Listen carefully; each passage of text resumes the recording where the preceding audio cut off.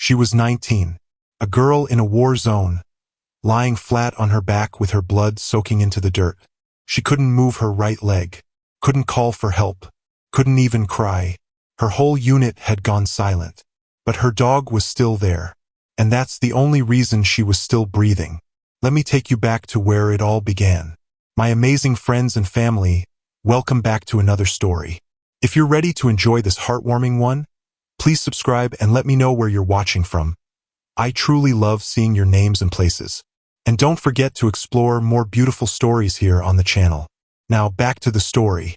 Eva Santiago remembered the sound of someone laughing. It had been Corporal Mendez, tossing a packet of beef jerky in her direction. "You know you still look like a high schooler, right?" he'd said. She had smiled and caught it, her helmet slipping slightly over her forehead. "Yeah, well, I've already seen more blood than most of you tough guys." He laughed again and nodded. "Fair enough, Doc." That was maybe 10 minutes before the explosion. Eva didn't remember the blast itself. What she remembered was the way the ground tilted, then the way everything went still. She woke up face down, her mouth filled with dust and something metallic. She could barely breathe. For a second she thought maybe she was under something heavy, but then she moved her hand and felt nothing above her. Just air and pain. Her radio was gone. Her thigh was wet, not rain. Blood. She turned her head to the side, slowly, and that's when she saw him. Bear. Her partner. Her K9. His dark eyes were wide and locked on her face. His body was low, tense, still. She whispered his name. He crawled toward her and licked the side of her face. Not playful. Just enough to let her know. "I'm here. You're not alone." That was the first moment she felt like maybe she might live. Not because she was strong, but because Bear wasn't leaving. Eva tried to sit up, and that was when she screamed. Her leg lit up with fire. Her hands grabbed the ground so tightly her nails bent backward in the dirt. She stopped moving. She panted. She whispered out loud to herself, Okay, we're not dead." Bear stood over her like a shield, not barking, just alert, breathing fast, watching the trees. That's when Eva realized something she hadn't noticed right away. She couldn't hear anyone else. No voices, no boots, no shouting. Just whined through the branches and Bear's breathing. She didn't want to say it out loud, but she had to. "They're gone." She said it as if saying it might make it less true. But the truth stayed. Nobody was coming. Eva's eyes closed for a few seconds, not because she was tired, but because she didn't want to cry in front of Bear. But when she opened them, Bear was sitting, like he was waiting for her next move. And that's when she understood. If she gave up, he would stay, right here, until he died beside her. She couldn't do that to him. "All right, buddy," she whispered. "Let's find a way." She scanned the area. A torn pack sat a few feet away near a broken branch. She pointed. "Can you bring it?" Bear didn't wait. He walked to it, grabbed the strap, and dragged it across the dirt. Inside, she found a small medical kit, a few bandages, a cracked water bottle, painkillers, and a crushed protein bar. It wasn't much, but it was something. She cleaned her wound as best she could. The pain was sharp, and it made her sweat, but she didn't stop. Bear laid beside her, nose on his paws, eyes never leaving her. Time passed, maybe hours, maybe less. She tried the radio, but it was crushed. The sun started to lower, and with it the cold set in. She dragged herself slowly to a spot near a fallen tree and leaned her back against it. Every movement was a battle. Every inch felt like a mile. But Bear stayed with her the entire time. He didn't leave her side once. When the wind picked up, Bear pressed his body against hers. Warmth, solid and real. She whispered, "Thanks for staying." Bear closed his eyes. That night they didn't sleep. Not really. Every sound in the woods made Eva jump. Every crack or shuffle made Bear lift his head. But nothing came close. Just silence, and pain, and waiting. When the first light came through the trees, Eva opened her eyes and felt like her skin was on fire. Fever. Her head was heavy. Her leg was worse. She needed help. But all she had was Bear. And something told her, That might be enough. Eva's lips were dry. Her tongue stuck to the roof of her mouth. She reached for the water bottle again. Just a few drops left. She tilted it. Drank slowly. Not enough to fix anything, but just enough to stop the burning in her throat. Bear stood up, stretched once, then sat again and watched her carefully. She touched his neck gently. We gotta move. Even a little. She didn't know where they were on the map anymore. The blast had thrown her off. The trees all looked the same. She couldn't tell north from anything. Her compass was gone. But she figured if she moved, there was a chance. If she stayed, there wasn't. She grabbed a branch nearby, pulled it toward her. It would be her crutch. She wrapped her arm through it, took a breath, and started to drag herself forward. Bear followed. Every inch hurt. She stopped often just to breathe. The world spun sometimes. Her hands were raw, covered in dirt. But Bear didn't rush her. He walked ahead, then circled back every few steps, like he was making sure the path was safe. Good boy, she said softly again and again. Good boy. It took hours to get maybe 50 yards. But those 50 yards felt like life. They stopped near a rock where the ground dipped just enough to offer cover. She collapsed there. Her head rested on her arms. Her leg throbbed like something alive. But she was hidden. At least partly. She looked up at the sky. It was cloudy, flat and gray. No helicopters. No birds. No sign of life. Just her and Bear. Do you think they'll come for us? She asked him. He sat, silent. She closed her eyes again, and her body went still. Not asleep, just out of fuel. That's when she heard it. Not voices. Not boots. Just something unnatural. The radio. She had it clipped loosely near her side, even though it was cracked. And it was making noise. Static. Then nothing. Then again. She grabbed it quickly and held it to her ear. Hello? Hello? No answer. She looked at Bear. His ears had lifted. He stood now, tail stiff. He was alert. Then it came again. A voice. Not clear, but real. Santiago. Her eyes widened. Her hand tightened on the radio. Yes. Yes, this is Santiago. I'm alive. I'm with Bear. Please, we need help. Silence. Then static. Then nothing. She pressed every button. Please. Say something. Bear moved closer. Put his nose on her shoulder. She whispered. That was my name. Someone said my name. But the radio stayed quiet after that. Like it had used its last breath just to say hello. And nothing more. Eva sat there for a while trying to understand. It didn't make sense. That radio was broken. No one should have been able to reach it. Unless someone wanted her to hear it. She looked at Bear. He was still watching her. But his eyes were different now. She reached for him and held his face gently. If you know something I don't, now's the time to say it. He didn't move. She laughed softly. Didn't think so. Night came again. And with it, the cold returned. Bear pressed against her again, this time closer. She whispered, You're better than most people. Then softer. You're all I've got. He rested his chin on her chest. She ran her fingers through the fur behind his ears. The pain in her leg was worse now. But she didn't tell Bear that. She just closed her eyes. When the sun rose again, Bear was gone. Eva opened her eyes, blinked, and reached for him. Gone.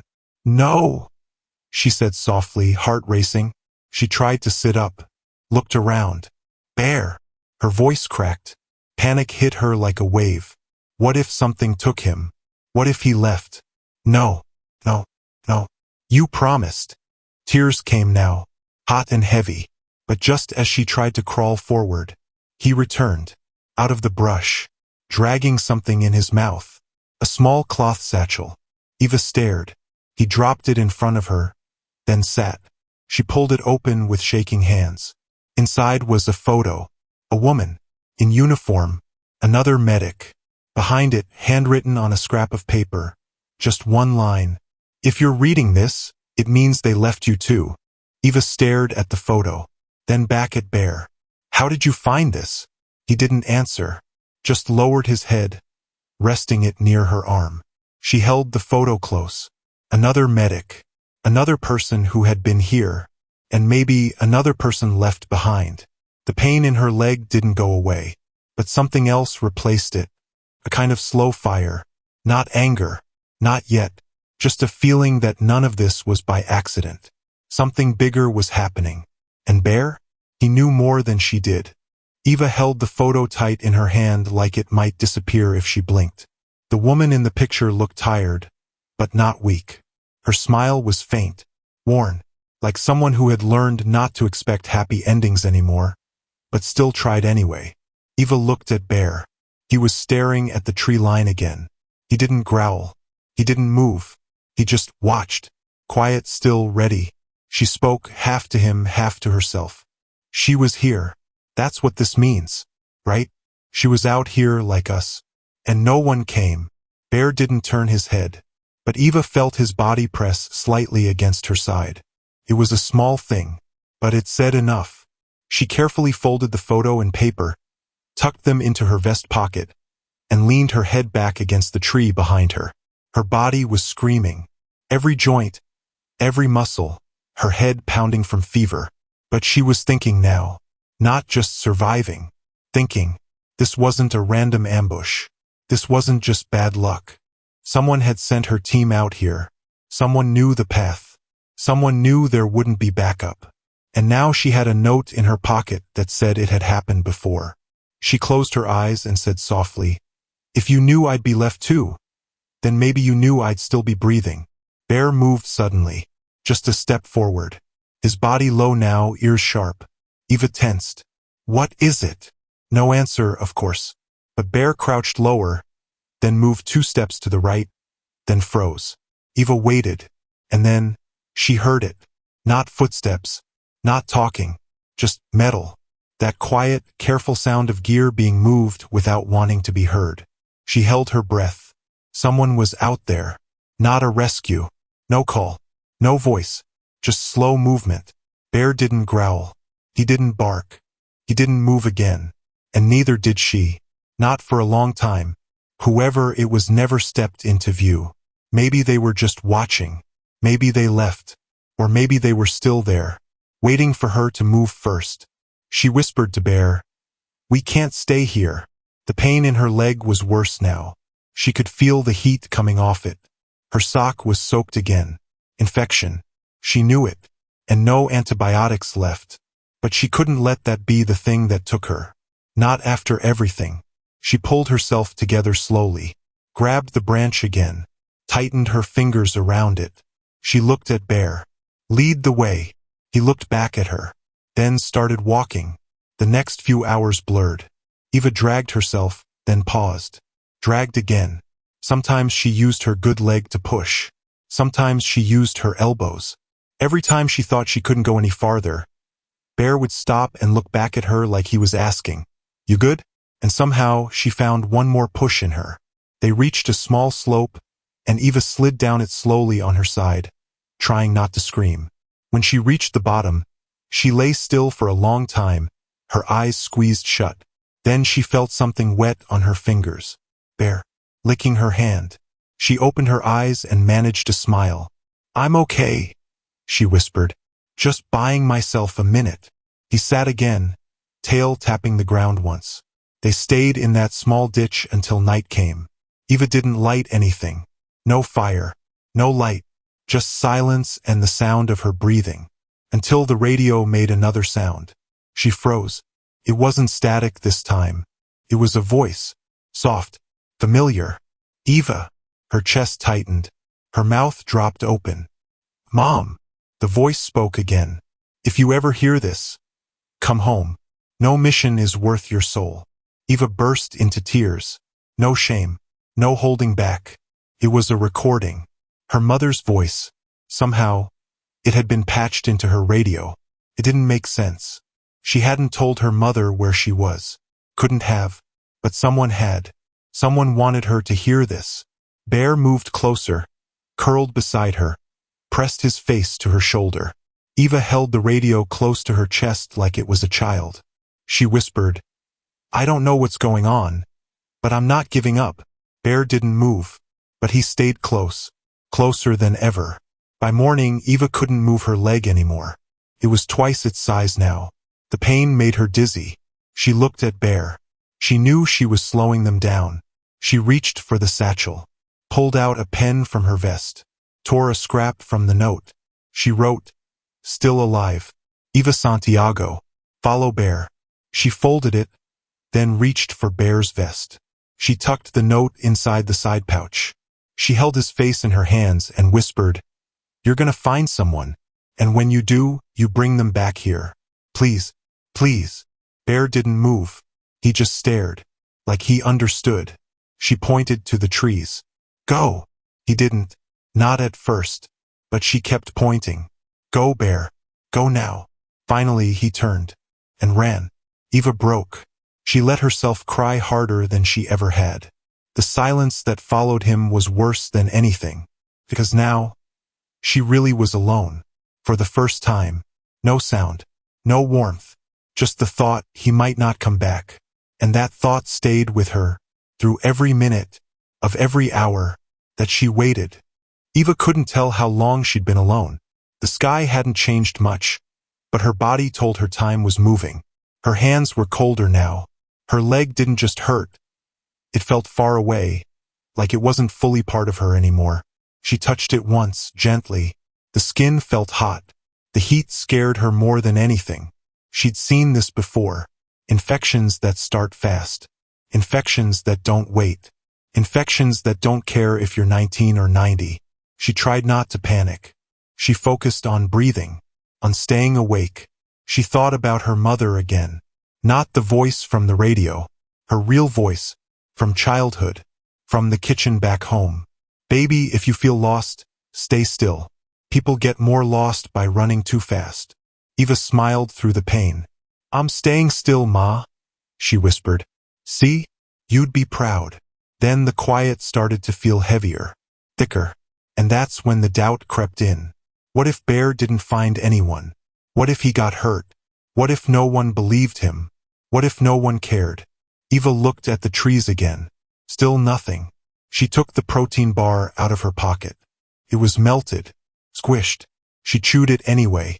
Her jaw ached with each bite, but it kept her from passing out. "Don't die in the dirt," she told herself. "Not like this." She closed her eyes again, just for a second. Not to sleep, just to rest. But her ears stayed open, and that's what saved her. She heard it. Movement. Not loud. Careful. Measured. Then something soft. A rustle. She sat up fast, grabbing the branch like it could protect her. "Hello?" she called out. "Is someone there?" No answer. Then the brush moved again, and a shadow stepped out. It wasn't a soldier. It wasn't Bear. It was a man. Old. Thin. Wearing a worn brown jacket. His hands were open. Empty. No gun. No gear. No patch. His face was lined, sunburnt, and quiet. Eva stared at him, unsure if she was dreaming. He raised one hand slowly, palm out. "You Eva?" he asked. Her voice shook. "Who are you?" He stepped closer. "You sent the dog." He came right up to the shed, barked once, dropped the note, then turned around and waited. Eva's chest collapsed inward with relief. She nodded slowly, her hand shaking. He came back?" "He's here," the man said. "Didn't leave your side long, huh?" "No," Eva said softly. "He never has." The man crouched beside her. "I can carry you," he said. "If you let me. You're not safe out here." "Who are you?" He hesitated, then said, "Just someone who's seen this before." She didn't ask more. She was too tired. She nodded. He reached under her arms, carefully, slowly. She bit down hard as he lifted her. The pain was bright and sharp. She saw white for a second, then dark. But she didn't pass out. He held her steady. "I got you," he said. From the trees, Bear stepped out. His tail wagged once. Eva smiled, eyes wet. "You came back." Bear moved fast, walking ahead as the man carried her. The three of them.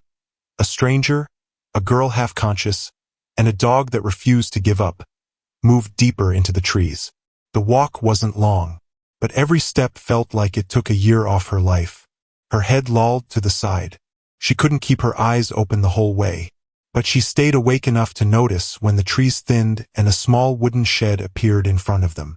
It had a broken porch, one flickering light, and smoke curling from a pipe in the roof. The man opened the door with his foot and carried her inside. It was warm. That's all she noticed at first. Just warm. He laid her down gently on a cot, covered her with a thick blanket. She tried to speak, but her throat was tight. He handed her a cup of water. "Small sips," he said. "You're safe now." Bear jumped up onto the cot beside her and curled around her legs. She drank, and then she slept. Real sleep, the kind that doesn't fight you. When she woke, it was dark again.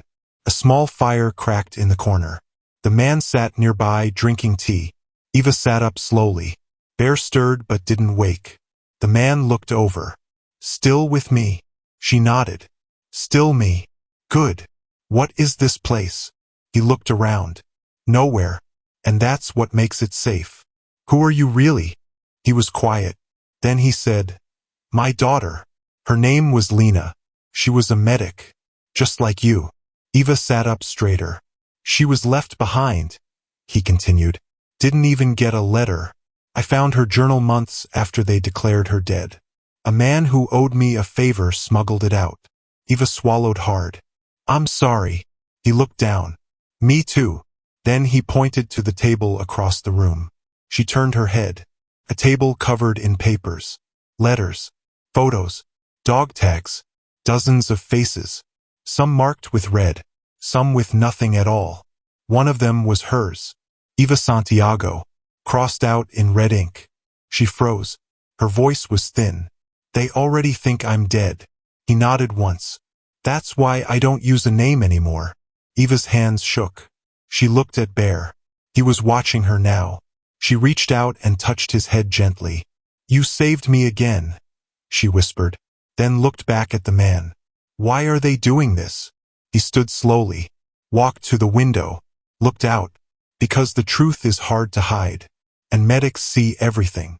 Eva leaned back against the wall. Her body still hurt. Her leg was still a mess. But now she wasn't alone. And now she knew the truth. People like her weren't just being forgotten. They were being erased. And she wasn't supposed to survive. But she had. Because of Bear. Because of luck. Because of something bigger than both. She closed her eyes and whispered, "I'm not done yet." She didn't know what day it was. She didn't ask. All Eva knew was that she'd woken up warm, with her dog curled beside her and the sound of someone making tea across the room. And somehow, that was enough. The pain in her leg was still there, but it had changed. Less sharp now, more like a deep pressure. Like something angry was still inside her but not screaming anymore. She could live with that. She shifted in the cot. Bear lifted his head and looked at her. His ears twitched. Then he gave a soft yawn and placed his chin back down. "Morning," said the man, his voice soft, like someone who had learned to speak gently after living with pain too long. Eva pushed herself up a little, wincing. "I don't know your name," she said. "You don't need it," he replied. "Can I call you something?" He shrugged. "I've been called worse than James." Eva nodded. "Okay, James." He handed her a cup of something warm. She smelled it. Not tea. Broth. Her hands wrapped around the cup like it was life itself. "You were burning up when I brought you in," he said. "I cleaned your leg. It's not pretty, but it'll hold." "You're not a medic." "No," he said, "but I've buried a few. Picked up some things along the way." Eva sipped slowly. "Thank you." He nodded and sat down again. The silence between them wasn't uncomfortable. It just sat there, like it needed to exist before anything else could be said. After a while, Eva asked the question that had been digging into her since yesterday. "Why me?" James didn't answer right away. She waited. He finally said, "You're not the first medic to be listed dead while still breathing." Eva's fingers clenched around the cup. James stood, walked to the table in the corner, and pulled out a thin folder. He brought it over and placed it on her blanket. Inside were names, dates, faces. She recognized 2 of them, not personally, but from base. One had transferred out months ago. She'd heard she went home early. Apparently not. I thought she got reassigned, Eva whispered. She didn't. Eva flipped another page. Another name. Another picture. Then one more. Her throat tightened. How many? Too many, James said. And not just medics, but mostly them. Why? He looked at her, and there was no hesitation in his eyes. Because medics see everything. We see who really gets shot first, who gets pulled last, who's carrying what, where the quiet orders go, what drugs are used when no one's looking, who's not supposed to come back. Eva felt her stomach twist. You think we were sent out there to die? I think someone made sure you couldn't tell the story. Eva leaned back. Her mind was moving too fast now. She thought about the mission. It had been simple, routine, just recon and support. But she remembered now. Before they left, she'd overheard someone arguing near the trucks. Something about location, about timing. She hadn't thought anything of it. Now it came back loud and clear. She looked down at Bear. He was awake now, watching her again. She whispered, "They thought we'd all be dead before we could speak." James said, "But you're not." Eva looked at him. "Neither are you." He gave a half smile. "Yeah, but I already told my story. No one listened.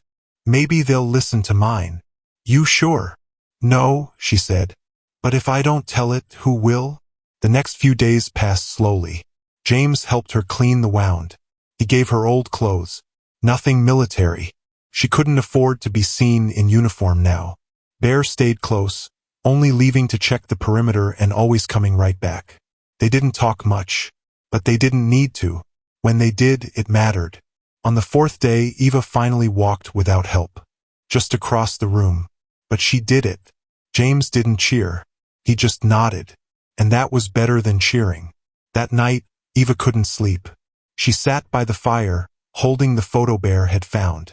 The woman's face looked a little like hers in the low light. She kept wondering if that medic had tried to fight too.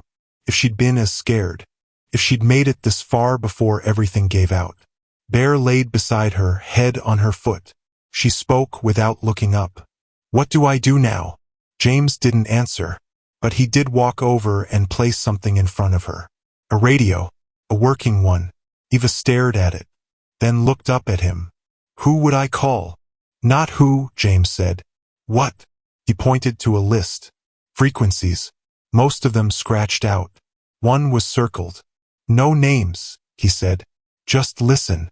You'll know what matters." Eva picked it up, held the headset to her ear, turned the dial. First, just static. Then, a voice. Another unit marked MIA. Last seen 36 hours ago. South sector. Same pattern. Another voice. Female. Calm. Copy. Add to list. Cover it up. I'll prep the statement. Eva froze. Her stomach dropped. This wasn't a public frequency. This was internal. She was listening to them. To the people who erased names like hers. She pulled the headset off. Her hands were shaking. "They're still doing it," she said quietly. James didn't speak. Eva stood, her legs weak but holding. "They're still doing it," she said again, louder. "I know. And they don't even care." "No." Eva looked down at Bear. He stood, like he'd been waiting for this moment. She said, "We can't stay here." James said, "No, you can't." She picked up her vest, her gear, the folded photo. James handed her a backpack. Inside food, water, a map, and a letter. She looked at him. "What's this?" "In case I don't make it next time." She blinked hard. "Come with us." He smiled, said, "Honest. My time's already spent.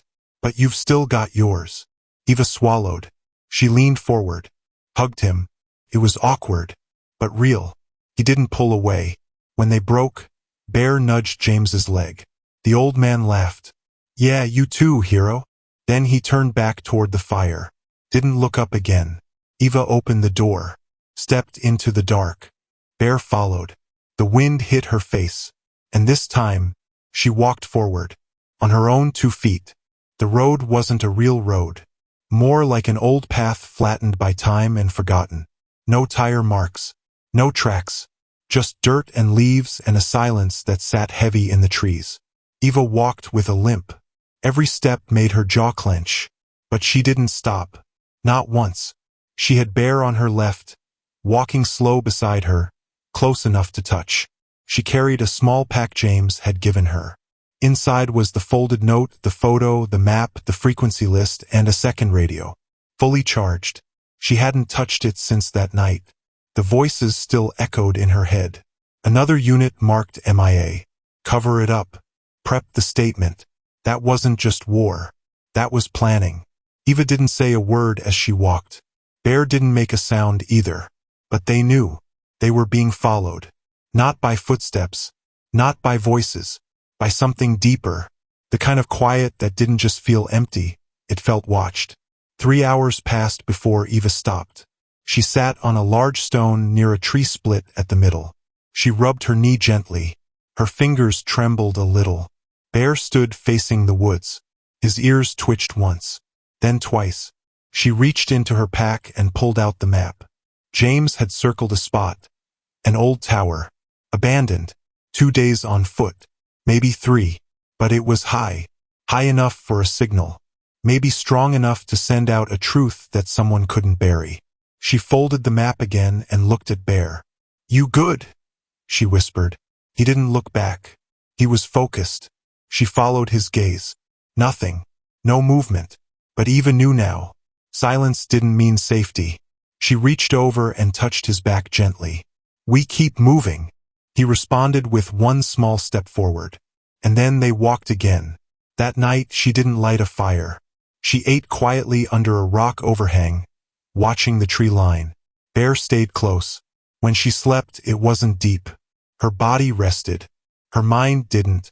In her dream, she was back at base, sitting on the edge of her bunk, wrapping a bandage around her wrist. Corporal Mendez walked in and tossed her a canteen. "Still playing nurse?" he teased. She smiled. "Still playing hero?" He sat beside her and lowered his voice.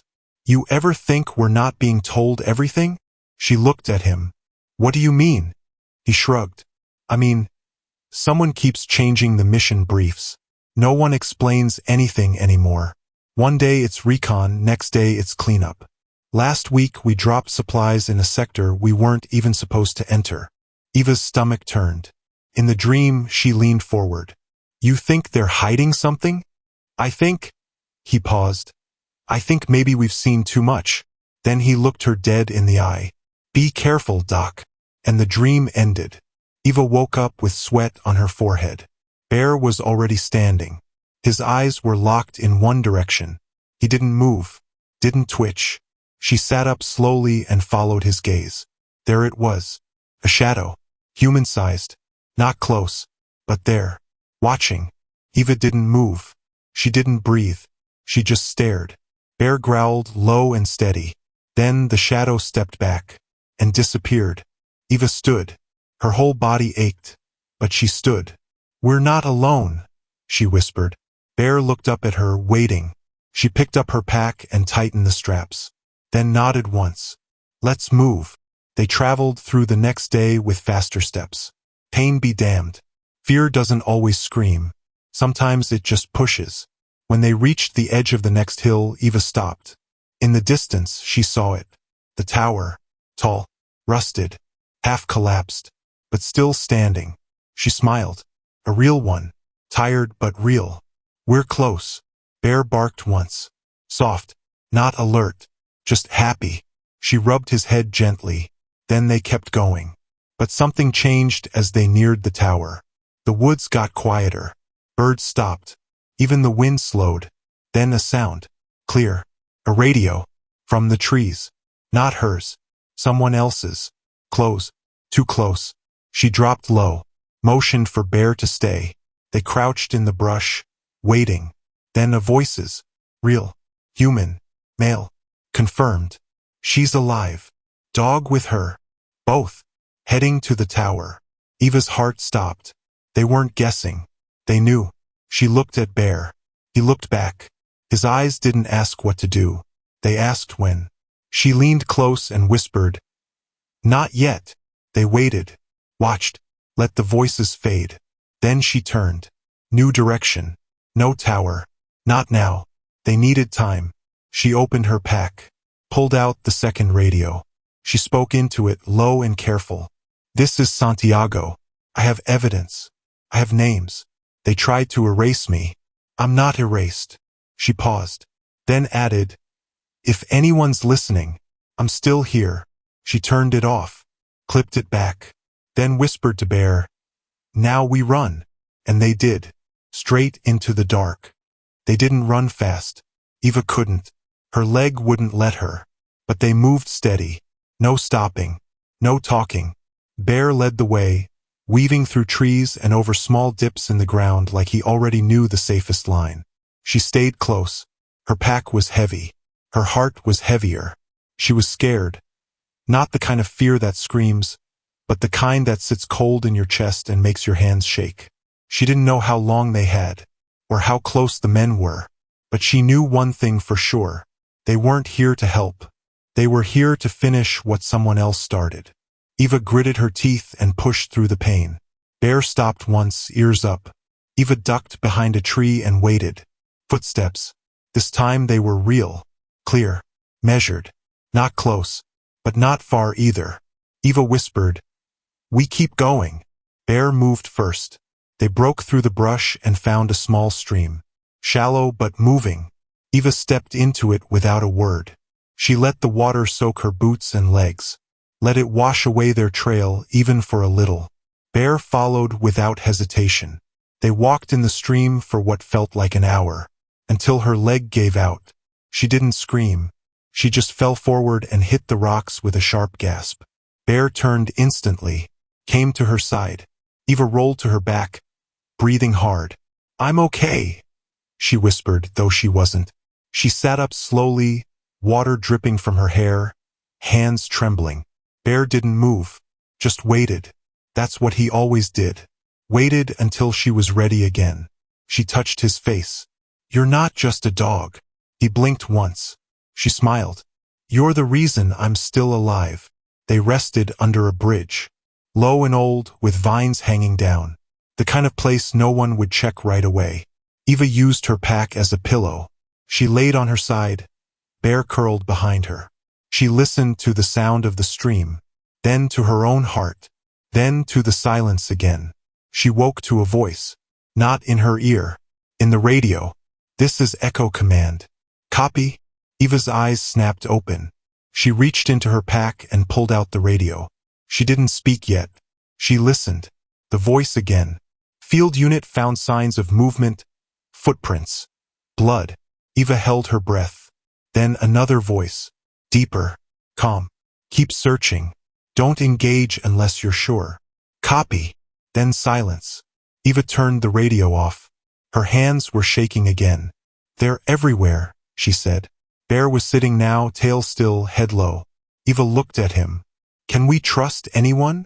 He stared back. Didn't blink. Didn't move. Just stayed. She nodded. "Then it's just us again." They moved again when the sun came up. Her leg was stiff, but her head was clearer. She needed a new plan. The tower was no longer safe. They knew she was heading that way. She reached into her pocket and pulled out the map. There was one spot James had marked in pencil. Not circled. Just a faint X. It was near a road. Not a main one, but maybe enough. She pointed at it. Bear leaned over, nose brushing the paper. "Think that's worth it?" He tilted his head, then looked ahead. She took that as a yes. Took all day. They walked slow, hid when they heard anything. Once, a small drone passed overhead. Eva dropped flat and covered Bear's body with her own. They didn't move until the sound disappeared. When they finally reached the edge of the clearing, it was almost night. The building ahead was small. Broken roof. Faded sign. Looked like it used to be a ranger station. Now it was just 4 walls and a door. But it had a roof. And maybe a signal. Eva stepped inside first. Bear followed, sniffing every corner. No one was there, just old gear, a dusty desk, and in the corner a radio, bigger than hers. She walked toward it slowly. It had power. Somehow. A low hum. She sat down and took a deep breath. Then she reached for the mic. "This is Eva Santiago," she said quietly. "Combat medic. 19. Unit gone. I have proof. I have names. If you're listening, I need someone to believe me." She paused, then added, "And if you're one of them, just know I'm not afraid anymore." She let go. Bear sat beside her, head resting on her foot. They waited. No voice came back, just the sound of wind outside. She leaned against the wall and looked at the ceiling. "I don't know what happens next." Bear shifted closer. She rubbed his back slowly. Then the radio lit up again. But it wasn't a voice. It was a sound. Not a message. A location. A beacon. She recognized the format. It was a signal from a medical safe zone, but one that had been shut down months ago. She looked at Bear. "You want to go?" He stood, took one step forward. That was his answer. They had one chance, one direction, and not much time. Eva packed her gear, folded the map, tightened her boots, then walked out into the night. Bear followed without hesitation. The light from the tower blinked far in the distance, behind them, but they never looked back. They walked into the dark without a flashlight. Eva didn't want to be seen, not by the wrong people, and especially not now. She used the edge of the moon to light their path. It wasn't much, but Bear had better eyes anyway. He moved ahead of her, stopping every few minutes to check the trail, ears twitching, body tight. She trusted him more than anyone now. Her leg was better, not healed, but stronger. The fever had broken days ago, but the limp remained. She didn't mind it. It reminded her she made it, that she was still here. The medical safe zone the radio signal came from was over 8 miles out. Not much on paper, but through the woods with a target on her back. It might as well have been across the world. She didn't know what she'd find there. Place still standing. A trap. A voice. Or no one at all.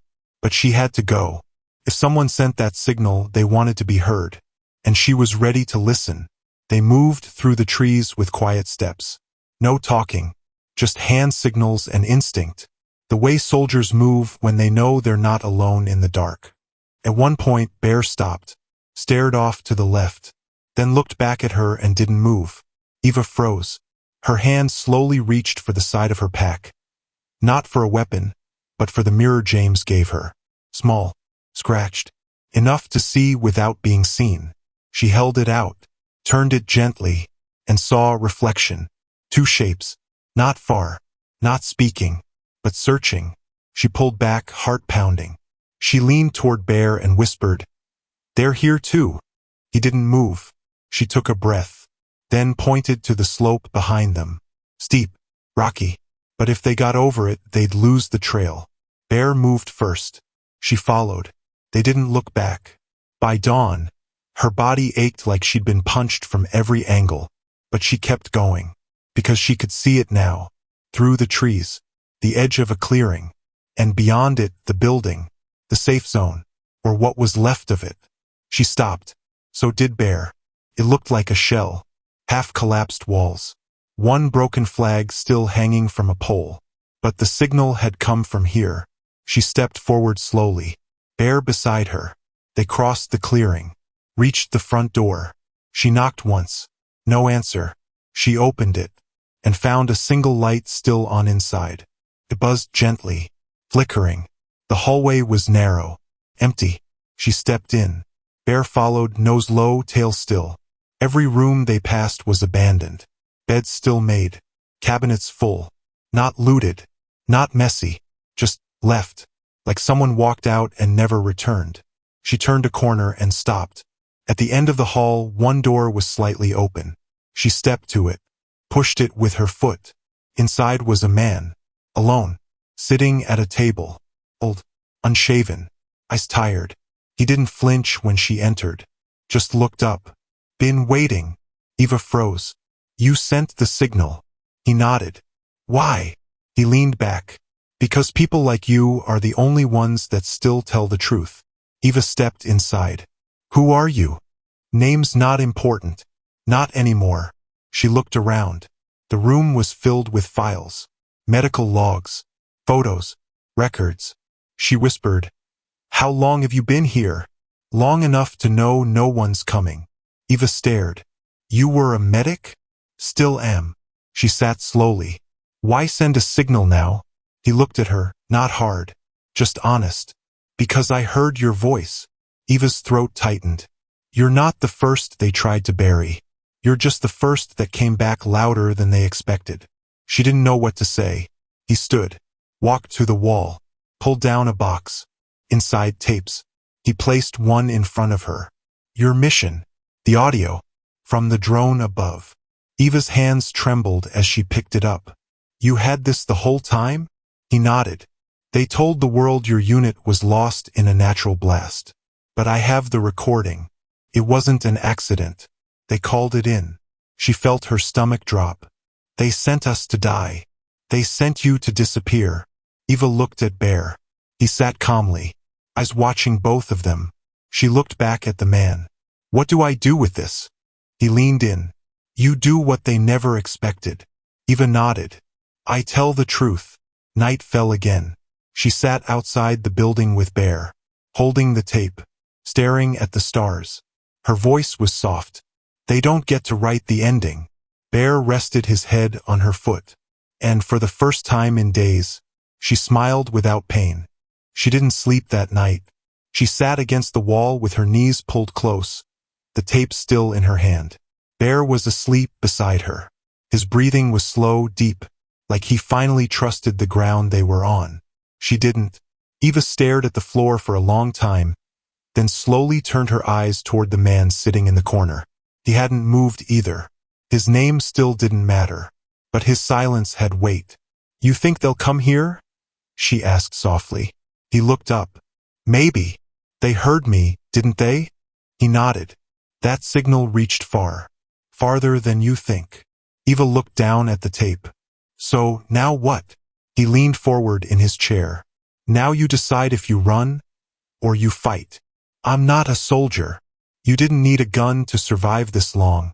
You had instincts. You had your dog. And you had your truth." Eva let out a slow breath. "They'll kill me if I speak. They'll kill you if you don't." Silence again. But now it wasn't empty. It was choice. Eva stood, walked to the far side of the room, opened her bag and pulled out the small audio transmitter James had given her, the one she had almost forgotten.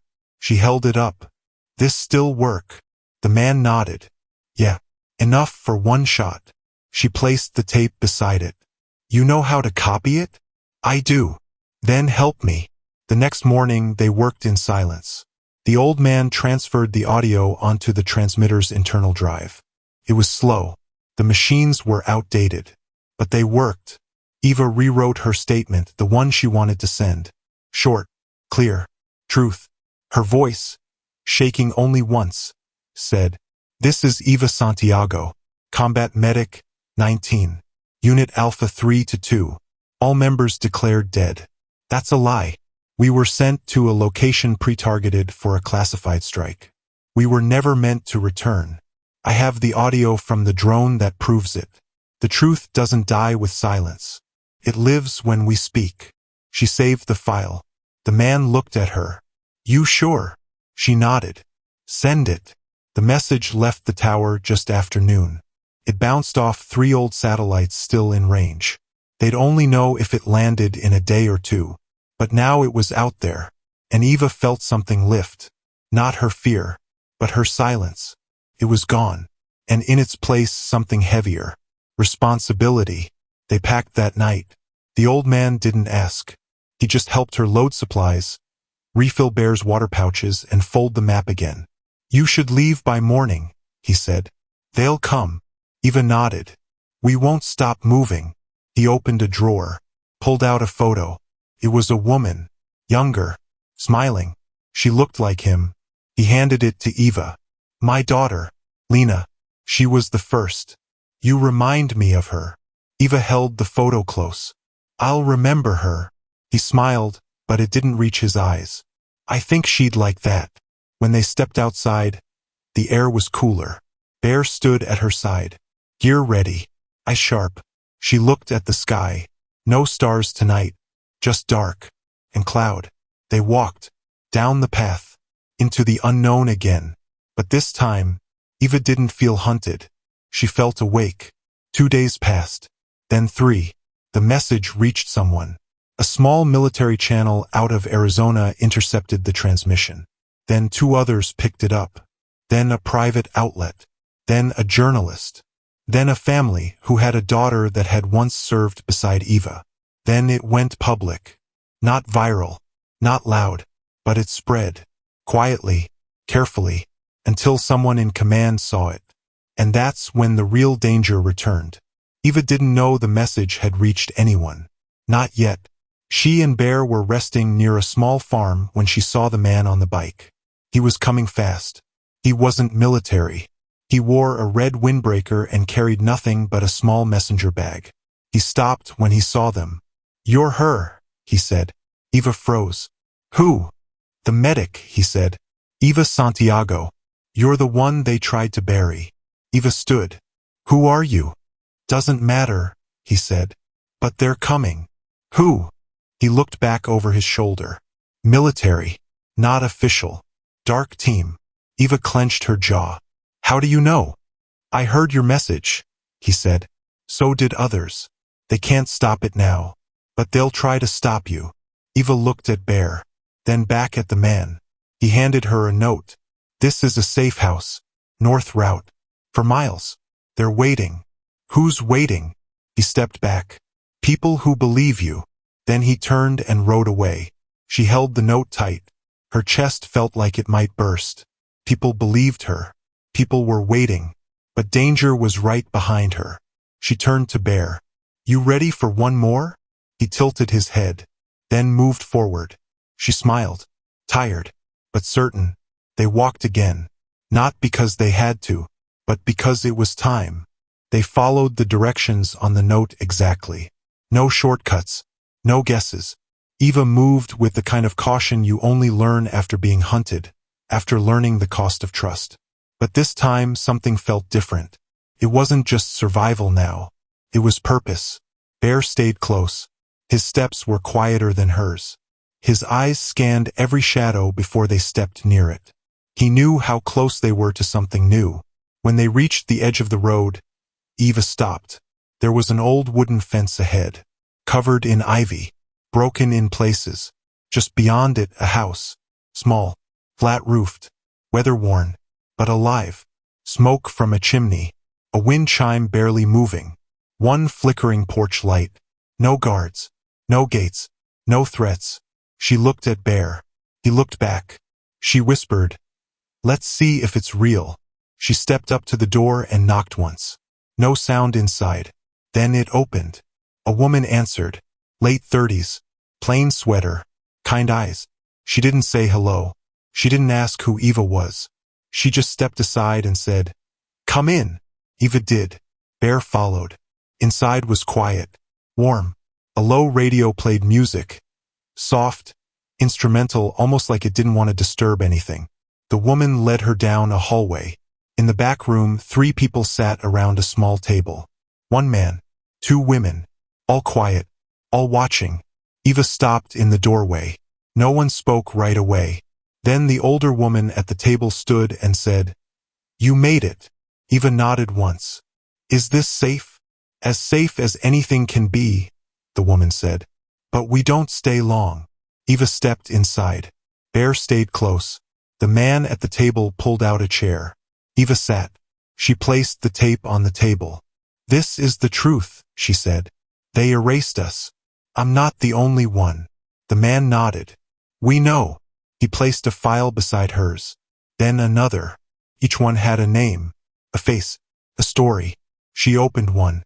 Recognized the eyes. Private Lane. From Supply. Gone 6 months now. Another file. Corpsman Ruiz.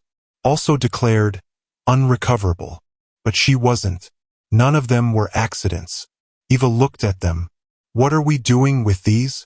The second woman, young, maybe her age, leaned in. We're sending them out. Quietly. Through back doors. Private lines. People who still care. Will they believe us? Eva asked. The woman smiled. Some already do. That night, they didn't sleep much. They worked. They digitized the tape. Cataloged names. Marked connections. Eva gave them everything. Maps. Letters. Voice logs. The story from start to end. She didn't leave anything out. Not even the parts that hurt. Especially the parts that hurt. And Bear never left her side. By morning, the story was already moving. Not on the news. Not yet. But in inboxes. Forums. Private networks. And with every file that spread, her name got stronger. Not famous. Not loud. Just real. 2 days later, a journalist arrived. Not the kind on TV. The kind who travels alone. Listens more than she speaks. She asked for one thing. Eva's voice. Not just the file. Not the evidence. The story. Eva sat on the back porch with her. Told it all. From the mission. To the fall. To the silence. To Bear. She cried once. When she talked about the ones who didn't make it. But her voice didn't break. And when it was over, the journalist asked, "What do you want them to know?" Eva looked out at the trees. Then said, "We were real." That night, the journalist left. And Eva felt something strange. Not peace, but weight.